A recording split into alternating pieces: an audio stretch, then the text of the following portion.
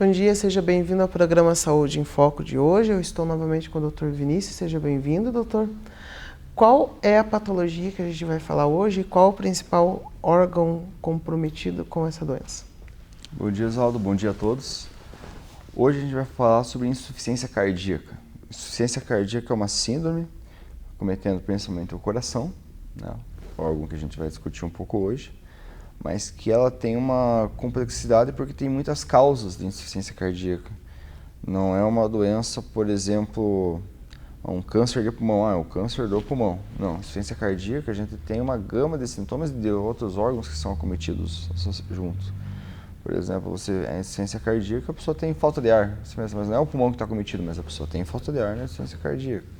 Tem edema de membros de perna, de membros inferiores. Tem vários outros sintomas que são decorrentes da insuficiência cardíaca. E a insuficiência cardíaca, ela também a gente pode ver ela como o fim de vários meios.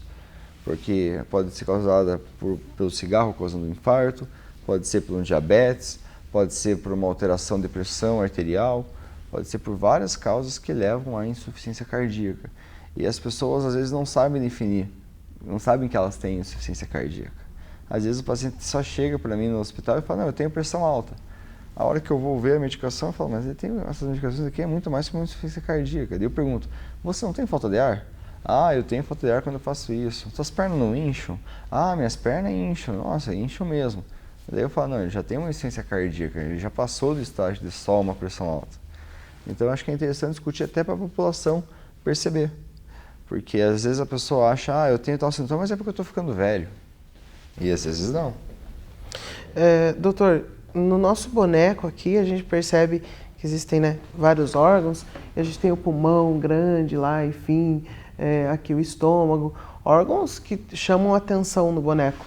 Mas quando a gente abre aqui, a gente vê um órgão que é bem menorzinho, mas talvez seja um dos mais importantes, né? Que hoje, sem um pulmão, você consegue viver com sem um só, rim, né? com metade do intestino.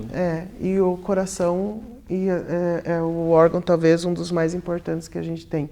O coração parou de bater, a gente tem sérios problemas aí. Dentro disso que a gente comentou, também é interessante que o principal órgão afetado de uma insuficiência cardíaca é o coração, mas ele automaticamente, a partir daí, ele afeta todo o organismo, né? Por quê? Qual que é a função do coração? Distribuir o sangue para todos os outros órgãos. O que acontece no nosso organismo? O nosso coração, ele é uma bomba. Do mesmo modo, se você for pensar na piscina de um clube que tem aquela bomba que faz rodar a água, a gente tem em nossas casas a bomba que joga água para a caixa d'água.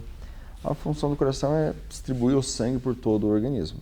Ele é, na verdade, duas bombas conectadas, uma é a direita, a outra é a esquerda, por isso que a gente fala que tem o ventrículo direito, o ventrículo esquerdo, o átrio direito, o átrio esquerdo. São duas bombas que a gente tem. Então a gente pode ter até tipos de insuficiência cardíaca, a direita, a esquerda e a mista. Por que ele precisa jogar todo esse sangue, distribuir o sangue para o resto do organismo? E por que precisa de duas bombas? Porque nós temos duas circulações no nosso corpo. Uma pequena, que é entre o pulmão e o coração. Por quê? O pulmão pega o oxigênio, coloca no sangue, esse sangue vai para o coração distribui para o organismo, esse sangue volta para o coração devolve para o pulmão para fazer a troca. Ou seja, se o coração falhar, esse sangue com o oxigênio do pulmão não vai chegar no cérebro, aí o paciente pode fazer um AVC, muitas vezes em casos muito mais agudos, né? Por exemplo, um paciente que tem uma parada cardíaca, o coração parou de bater, ele pode fazer uma lesão cerebral hipóxia isquêmica. O que quer dizer isso? Porque faltou nutrientes no cérebro por algum período. Existem síndromes cardiorrenais, onde o rim, por exemplo, na síndrome cardiorrenal tipo 1, onde uma alteração do coração prejudica e leva a uma doença do rim, por causa do baixo fluxo. Nós temos isquemia do intestino, do estômago. O rim e o estômago são os primeiros órgãos que sofrem quando o coração começa a falhar no fluxo, na transmitir o fluxo. Nós podemos ter doenças pulmonares, quando o coração começa a falhar, começa a acumular líquido no pulmão, ou tem uma falência esquerda. Então a gente tem uma gama de órgãos que o coração começa a afetar.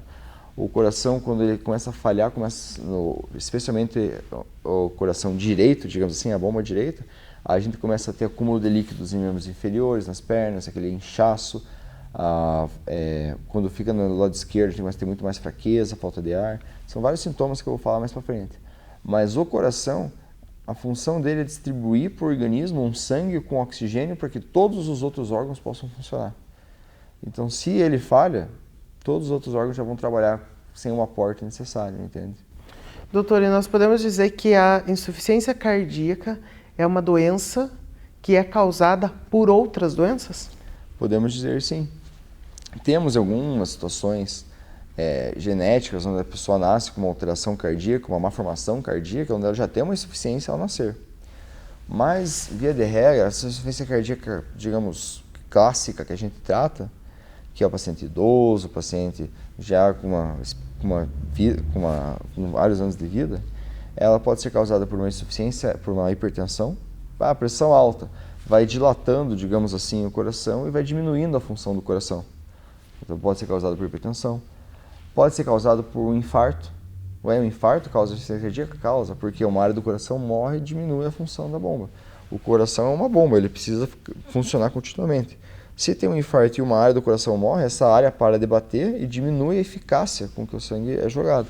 Ou seja, tudo que pode aumentar o risco para ter um infarto pode aumentar o risco para ter uma insuficiência cardíaca. Aí nós entramos no diabetes, aí nós entramos no tabagismo, aí nós entramos em estilo de vida, sedentarismo, em obesidade, tudo que aumenta o risco de você ter um infarto e, por consequência, ter uma insuficiência cardíaca. Nós temos doenças pulmonares que podem levar a uma insuficiência cardíaca, nesse caso mais à direita, porque o coração tem duas bombas, a esquerda é mais forte, ela joga para o corpo inteiro. A direita ela já é mais fraca, ela só direciona para o pulmão para voltar para o coração.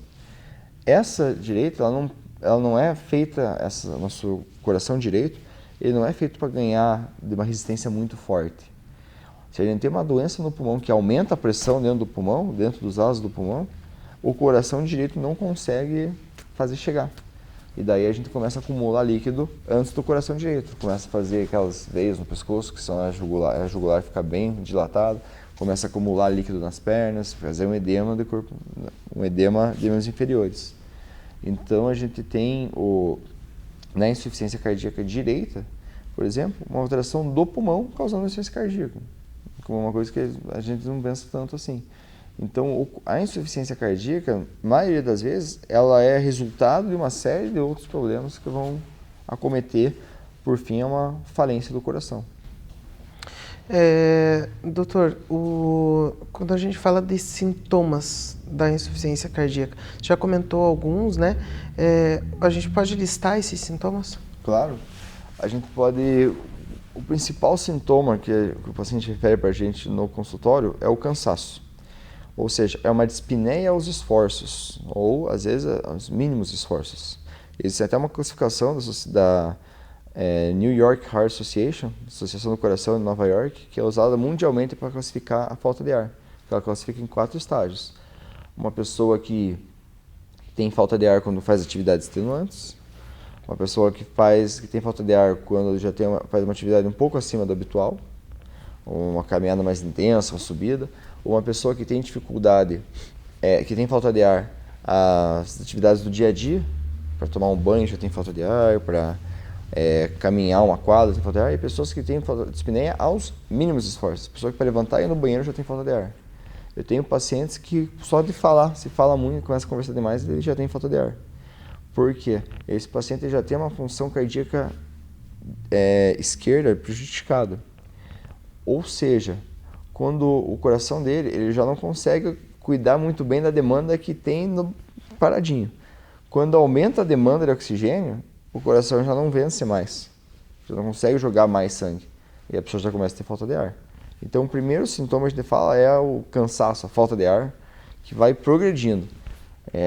Atividade habitual, você é idoso, mas se você tem 60 e poucos anos, 70 anos, você deve, se você é rígido, conseguir fazer as atividades de casa, quando deve conseguir fazer uma caminhada menor.